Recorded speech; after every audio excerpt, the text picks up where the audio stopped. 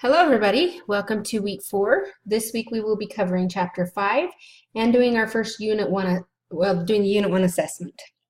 So a couple of things I want to go over for that. First of all, for chapter 5, we're going to be working with some fun things, and it's going to be under this review tab. I'm pretty sure all of you have probably done a spelling and grammar check before. That's a fun one. The thesaurus is fun too. A couple of ways you can find different words. If you highlight a word, you can right click on it and it will bring up some synonyms. That's kind of fun if you decide, oh, I'm saying the same word way too many times in this document. I want to change it up. So it gives you some ideas that way. Or you can just click on the thesaurus, if I'm saying that right, and it gives you ideas that way as well. Another one is the word count. This is very handy, like if you have to write a 500 word document, or if there's a requirement for how many words are in the document. There's a couple of places that you can check that.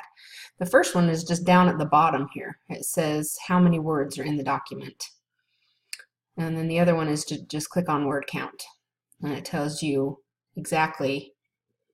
It's not giving us all of the words there though. So anyway, I would go by that one right there. But this word count, it should, oh, you know what? It's because I had it highlighted, I bet. There we go. Okay, that looks better. All right, so a lot of those things you're just going to go through in the chapter, so I don't want to spend a whole lot of time going over those. It will have you create a custom dictionary, which is kind of nice.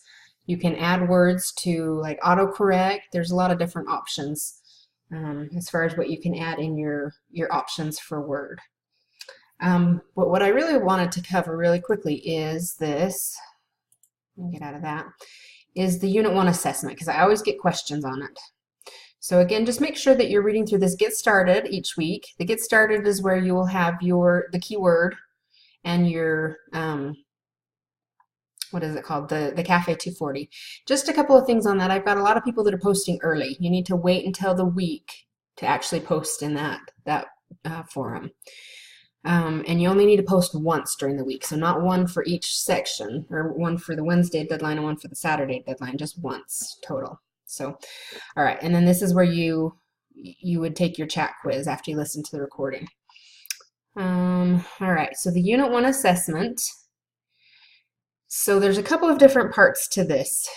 Definitely read through the instructions, but it's going to have you, well, this is there's 3 parts: the performance assessment, the ponder and reflect. Maybe they took out the 3rd part, so okay, so just 2 parts now. That's good.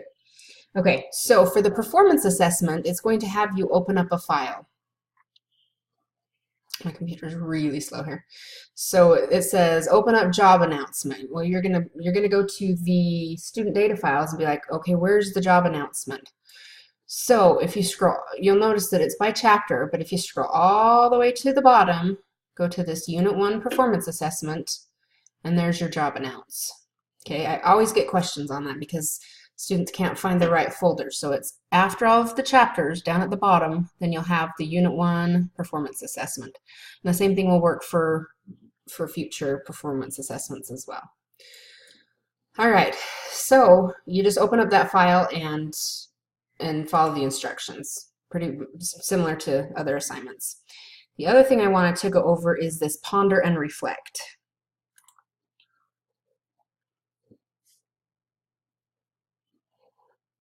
Okay, so read through the instructions. It's going to have you just kind of show your skills that you've learned so far. So you get to pick what 5 skills that you want to learn. You pick at least 5 skills that you've learned in this unit, and it gives you some examples here. And then you're just going to create a document. So here's some things that you could list in your document.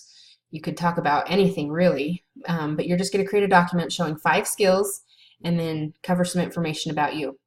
Okay, so here's where students lose points. So you have to use at least 5 skills that you've learned, but somewhere in that document you need to state which 5 skills you used. That's where students lose points, is that they use the 5 skills, but they don't tell me which ones they used.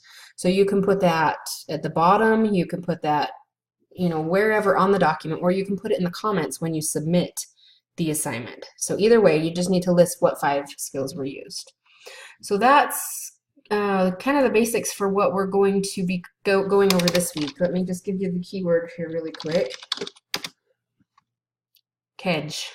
Make it bigger here so in case you had trouble hearing it or seeing it. There it is, Kedge. All right, have a great week.